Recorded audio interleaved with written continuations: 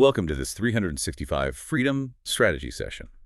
Today we're breaking down offer foundations and why your sales confidence is directly tied to your clarity. It is, it's really good to be here. Looking at the docket for this ScaleSale Saturday, we are touching on something that is arguably the invisible killer of more businesses than bad product or bad marketing combined. That is a massive claim, the invisible killer. Yeah. Because usually, when we look at a failed launch or a slow month, we blame the algorithm. We blame the ad copy. Or the economy. Right, or the economy. You're saying we were looking in the wrong place. I am. We are looking at the symptoms, not the pathology. Today, we are looking at the foundational layer. Before we get into funnels, before we touch, advanced negotiation tactics or email sequences, we have to look at the bedrock. The strategy frameworks we are analyzing today identify a specific friction point that I think, frankly, most of us are in denial about. Denial is a strong word. It is, but it's accurate. Most creators and entrepreneurs believe their sales struggle is a skill issue or a personality issue. Like they just aren't wired for it. Exactly. They tell themselves, I'm just not a born salesperson, or I don't have the gift of gab, or I'm too introverted to close. But the principles we are breaking down today argue the exact opposite. It is not a lack of performance skill. It is a lack of definition. So if I'm hearing you right, we are trying to solve a structural problem with theatrical solutions. Yes. You can't sell a house if the blueprints are blurry, no matter how charming the real estate agent is. What we see time and time again, and what these principles highlight, is that when the offer isn't defined with absolute precision, the seller compensates with noise. Which brings us to the archetype of the day. The strategy documents refer to this as the Nervous Rambler. And I have to say, when I read this profile, I felt a little attacked. I think we all do at first. Yeah, I think a lot of you listening are going to identify with this immediately. The Nervous Rambler. It is a very vivid image. Let's paint the picture, because I want to make sure we aren't just talking in abstracts. I want to talk about the physical sensation of this. The scenario is simple. You are at a networking mixer, or maybe you are on a Zoom call with a high-stakes lead. The stakes always make it worse. Oh, absolutely. So the pleasantries are over, you've talked about the weather, and then someone asks the most basic question in business. So what do you offer? And instead of a clean, direct answer, the physiological reaction kicks in. Right. The stomach drops. The heart rate spikes. And to fill that terrifying silence, you start talking and talking. And you just don't stop. You start listing features. Well, it's a 6-week course, but it's also a community, and I do one-on-one calls. And I started this back in 2019 because you were circling the airport, but you refused to land the plane. You are rambling. But look deeper at why you are rambling. The text points out that there is usually a downplaying mechanism happening simultaneously. Have you noticed this? The Nervous Rambler rarely uses strong verbs. Yes, the softeners. The softeners, well, I sort of try to help people with, or I act as a kind of consultant, or I'm hoping to launch. You are adding all these linguistic airbags because deep down you are terrified of the collision. You're afraid of sounding pushy. Exactly. You are terrified of sounding arrogant or aggressive. But here is the paradox I want to dig into. The source material notes that while we are doing this softening, our internal monologue is screaming that we need to convince, impress, or perform. We feel like we aren't doing enough, so we do too much. That is the critical error. We equate sales with theatrics. We have this this cultural caricature of the Wolf of Wall Street, the high-pressure guy who has a script for everything and can charm the birds out of the trees. Right, the slick closer. Right. And if you are a thoughtful creator or an introverted expert, you look at that caricature and think, I can't do that. That feels gross. So you try to overcompensate by giving data. You just bury them in information. You think, if I just throw enough information at this person, the sheer weight of the logic will make them buy. But the strategy outlines the consequence of this, and it is devastating. It says, when the seller feels scattered, the confidence appears scattered. We have to talk about mirror neurons here. Basic human empathy. If you are nervous, I feel nervous. If you are hesitant, I become skeptical. I am not thinking, oh, this person is just shy. I am thinking, this person doesn't believe in their own product. That is a harsh truth. It means our attempt to be humble is actually being read as incompetent. It is crucial to internalize this. If you don't sound sure about what you do, why should I trust you with my money? But, and I want to be very clear about this for you listening, the Nervous Rambler isn't a personality flaw. Which is such a relief to hear. This is where most people get stuck. They think they need therapy or confidence coaching. The source material argues that if this is you, it doesn't mean you are bad at sales. It means you have a structural flaw in your offer's architecture. You haven't done the work to distill the value down, so you are trying to process it in real time while you are speaking. That is the connection between preparation and anxiety. The anxiety fills the gap where the preparation should be. Confidence is not an emotion you conjure up. It is a byproduct of knowing exactly what you are saying. Let's pause on that for a second because I want to make sure you really absorb that. Yeah. Confidence is a byproduct of knowing exactly what you are saying. I feel like so much sales advice is about punking yourself up or doing power poses in the mirror. You're saying that's all useless if the structural definition isn't there? It's worse than useless. It's a distraction. You can power pose all day, but if someone asks you, how does this ROI justify the $10,000 fee? And you don't have a crisp architectural answer, your body language will betray you instantly. The adrenaline will just wear off. Exactly. The Nervous Rambler isn't nervous because they are weak. They are nervous because they are lost. They are navigating a maze without a map. Today, we are drawing the map. This moves us into the core philosophy of this strategy session. We are contrasting complexity with clarity. And the text uses a phrase that I love, the impressive trap. The battle of the C's. Complexity versus clarity. Why do we fall into this impressive trap? Why do we feel that to charge a premium price, we have to sound like a textbook? I mean, surely there are industries where complexity is the value. If I'm hiring a nuclear physicist, I kind of want them to sound complicated, don't I? That's a common pushback, but let's dissect it. Even with the nuclear physicist, you don't want the outcome to be complicated. You want the outcome to be the reactor is safe. Good point. In business, especially in the expert economy, we fall into the impressive trap because it is insecurity masked as intellect. It is a status game.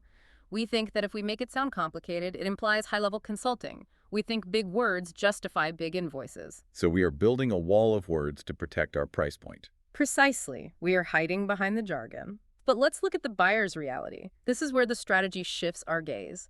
Think about the last time you bought a solution for a truly painful problem. Let's say your plumbing burst, or you needed legal defense. Did you want the expert to give you a 40-minute lecture on the hydrodynamics of PVC piping? Absolutely not. I wanted them to say, I see the leak, I can fix it, it will cost this much. Exactly. Buyers do not want complexity. They are already overwhelmed. They have a problem that is causing them stress.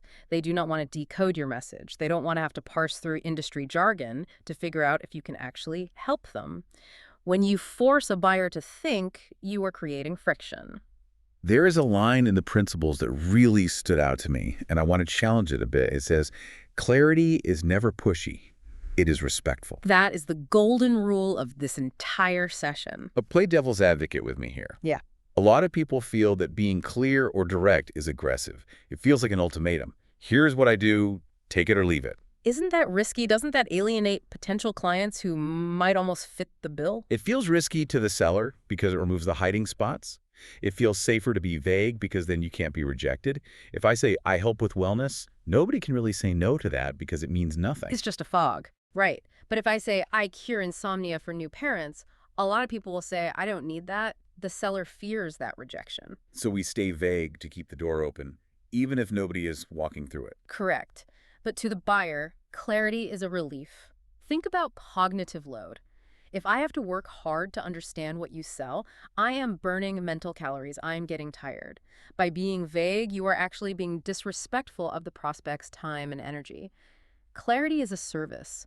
When you strip away the fluff and say, here's what I do and here's what it does for you, you are respecting my intelligence. You are making it easy for me to say yes, or to say no, which is also a valid outcome that saves us both time. I want to share a specific turning point story from the source material because I think it illustrates this perfectly.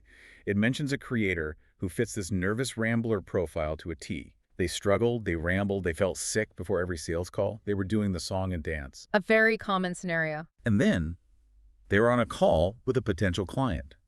The notes say maybe they were tired, or maybe they just let their guard down, but for whatever reason, they dropped the performance. Instead of the usual theatrics, they simply described the problem they solved and the outcome the client could expect. Just facts. You have X problem, I provide Y solution. The result is Z. And what happened? The client's immediate reaction was, that's exactly what I've been looking for. That's exactly what I've been looking for. Note what isn't happening there. The client isn't saying, wow, you were so charismatic. They aren't saying, your vocabulary is impressive. They are recognizing a solution to their pain. The realization for the creator was that it wasn't the polish that closed the deal. It was the precision. Precision creates trust. When you are precise, it implies you've done this 1,000 times. If you go to a surgeon, you don't want a flowery speech. You want them to say, I see the issue, I know how to remove it, you'll be walking in 3 days. That precision is what calms the nervous system. And I think that surgeon analogy is key because surgeons are arguably the most expensive experts we deal with, yet their communication is usually the most direct.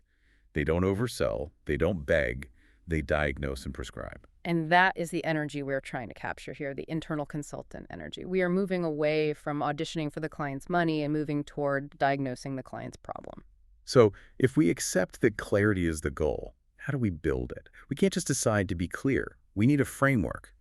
This brings us to section 3, the architecture of the solution. We have to move from philosophy to mechanics. The central quote guiding this pivot is, sales confidence starts the moment you take your offer seriously. And to do that, the strategy mandates a specific exercise. It's the one-sentence rule. It sounds deceptively simple. Write one clear sentence about the core problem the offer solves. But the source advises, not 10 problems, 1. Why is that restriction so important? Why just 1? I mean, my product might actually solve 10 problems. If I'm a fitness coach, I help with weight loss, sleep, energy, longevity, confidence. Why can't I say all of that? Because if you solve everything, you solve nothing. This is the discipline of strategy. Strategy is about sacrifice. It is about what you are not going to say. When you try to list 10 problems, I help with weight loss and mindset and career and relationships, you dilute the message. You become a generalist in a world that pays for specialists. You just blend in with everyone else on the internet. Exactly. By anchoring yourself to one core problem, you create a spine for your communication. A spine. I like that visual. It holds everything else up. It does. And it forces you to make a choice. What is the primary bleeding neck problem that your client has? If you can articulate that, everything else falls into place. The sleep and the confidence are benefits of solving the core problem, but they are not the hook. Let's break down the components of this message. Based on the short-form video script guidance provided in the material, there are 3 essential components to this point. One sentence. Number 1, say what you solve, the core problem. Number 2, say who it's for, the target. Number 3, say how it helps, the outcome or transformation. Problem, person, promise. It is the holy trinity of offer clarity. Let's walk through them and let's try to apply this live. I want to workshop this because I think listeners get stuck on the how. Let's imagine a hypothetical business. Let's say a productivity consultant. Component 1, say what you solve. Why do we struggle with this? Because we often fall in love with the process rather than the problem. If I'm a productivity consultant, I want to say, I offer a 6-week module based on the Pomodoro technique and Notion templates. Right, but that's the mechanism. That's the pill, not the cure. Exactly. The problem isn't I lack Notion templates. Nobody wakes up at 3 a.m. sweating because they don't have a Notion template. The problem is I am drowning in admin work and missing my kids' soccer games. You have to lead with the problem because that is what the client is experiencing. They aren't experiencing your module, they're experiencing their pain. Okay, so for our consultant, the problem isn't you need better organization. It's you are working 60 hours a week and achieving less than when you worked 40. Sharp. That hurts. That is a real problem. It's visceral. Component 2, say who it's for. Specificity wins here. If you say, I help everyone, nobody listens. If you say, I help burned out corporate executives, then every burned out corporate executive within earshot perks up. It signals relevance. It also signals that you understand their specific context. An executive has different productivity problems than a college student. By naming the person, you claim expertise in their world. And finally, say how it helps, the outcome. This is the transformation. It is the destination. So you can reclaim 20 hours of your week, so you can finally launch your business. It has to be tangible. It shouldn't be so you can feel better. Feel better is too vague. It needs to be measurable. So putting it together for our hypothetical consultant, instead of I offer productivity consulting services for people who want to be more organized, we have. I help burned out executives who are drowning in busy work to automate their workflow so they can reclaim 15 hours a week. Feel the difference. The first one washes over you like background noise. The second one hooks you. It has gravity. It makes you pause. The expert analysis in the material talks about why grounded language works better than hype. This word grounded keeps coming up. Can we define that? What makes a sentence grounded? Grounded means it feels real. It feels like it has mass. Hype floats away.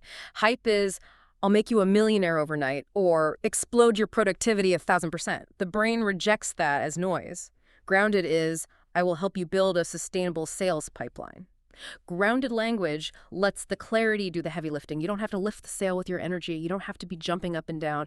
You just state the truth of the offer. Letting clarity do the heavy lifting. That removes so much pressure from the seller.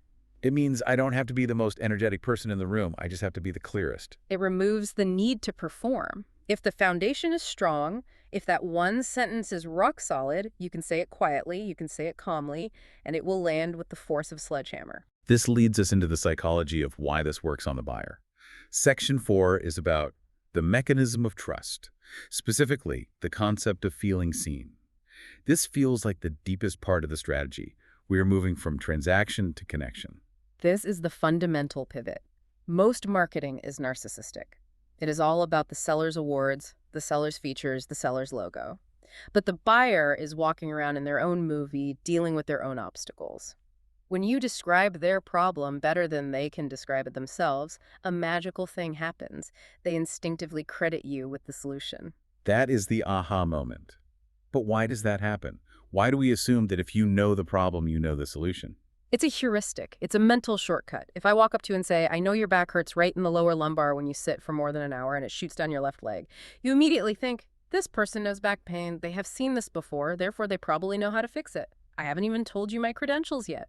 But because I articulated the problem with such high-definition clarity, you trust me. So the goal isn't to prove you are smart.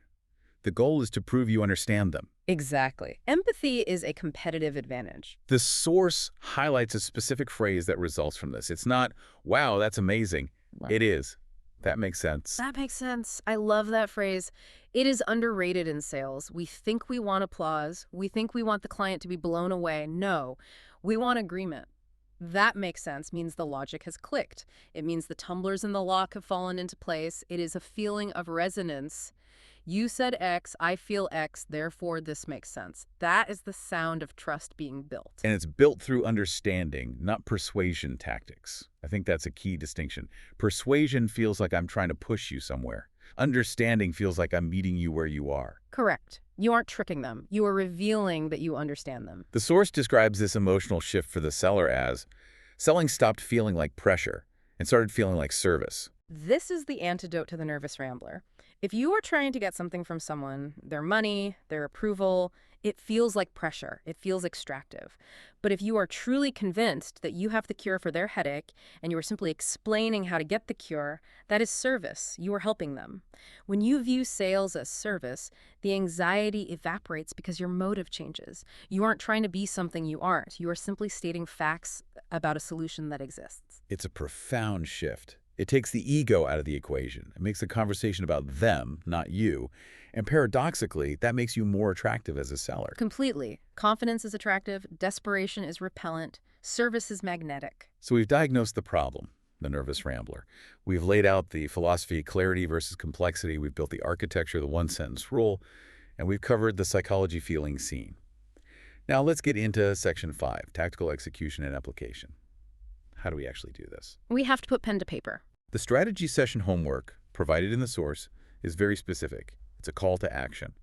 The task is to take 10 minutes today, not tomorrow, not when I have time, today. Speed of implementation matters. If you wait, the nervous habits creep back in. You need to disrupt the pattern. The goal is to define that core problem and the outcome.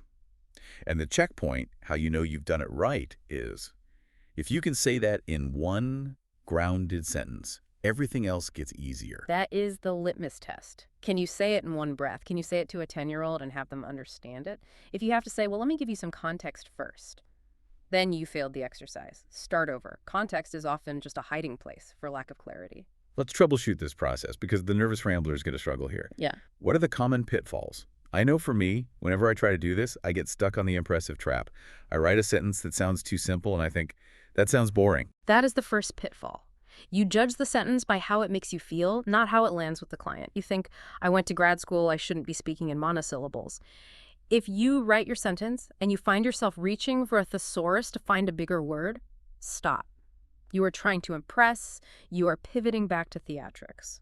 And on the flip side, what if you find yourself adding words like help support, or guide towards, or assist in the process of? That is the softening trap. That is the fear of being pushy. You are diluting your own potency. Don't say, I try to help people sort of figure out their finances. Say, I help people get out of debt. Be direct. Directness is kindness. Passive language creates passive buyers. Active language creates active buyers. The reminder here is powerful. Your offer becomes powerful the moment you describe it simply. Simply. Not simplistically, but simply. There is a difference. Simple means distilled. It means you've done the hard work of removing the noise. It brings to mind the famous quote, I would have written a shorter letter, but I didn't have the time. Writing that one perfect sentence takes more effort than rambling for an hour. But the payoff is exponential. Now, how does this integrate across channels? The source mentions email, TikTok, or Reels, blog posts. Does the strategy change depending on the platform? I feel like TikTok requires a different vibe than a cold email. The format changes, but the spine does not. That one sentence, the problem, the target, the outcome, that is the DNA of your marketing. It doesn't mutate. You just adapt the delivery. Yes. In an email, the subject line might be the outcome, like get 20 hours back this week. The body's the problem. Are you drowning in admin work? The call to action is the solution. And for video, in a TikTok, the hook is the problem. Stop trying to sound impressive. The message is the solution. In a blog post, you have more room to expand, but the core argument remains the same.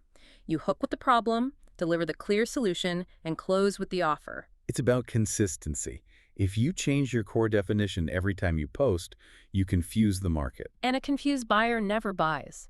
If on Monday you're a life coach, and on Tuesday you're a business strategist, and on Wednesday you're a spiritual guide, I don't know what you offer. I can't refer you to anyone because I don't know what box to put you in. But if every single time I see you, you are hitting that same one-sentence note problem, target, outcome, eventually I position you in my mind as the expert on that topic. It creates that mental real estate. Yeah. You own that corner of their brain. Exactly. Brand positioning is just repetition of a clear message over time. We're coming to the end of this strategy session, so let's move to section 6. Final strategic thoughts. We've covered a lot of ground. We have.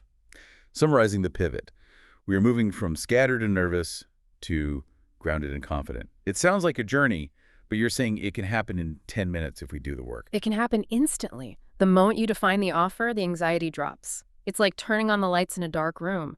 The monsters disappear. And remember that confidence is a byproduct. You cannot fake it.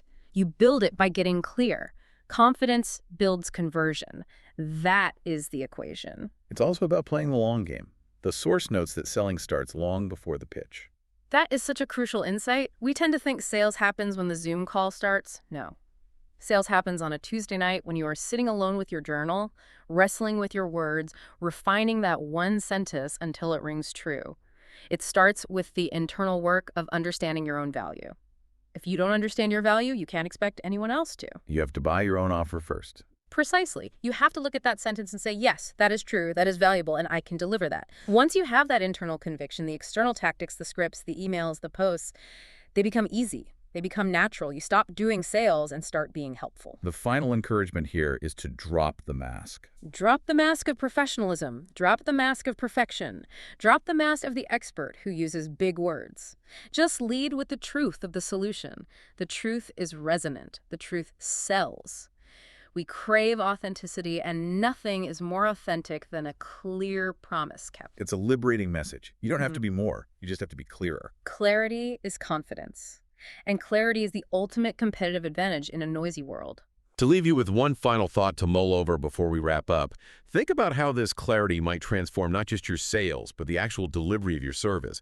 When you stop overpromising and simply solve that one defined problem, your client success rate is bound to skyrocket, which ultimately builds your legacy. If you're ready to build clearer, more confident sales communication, visit 365freedom.online. This has been a 365 Freedom Strategy Session.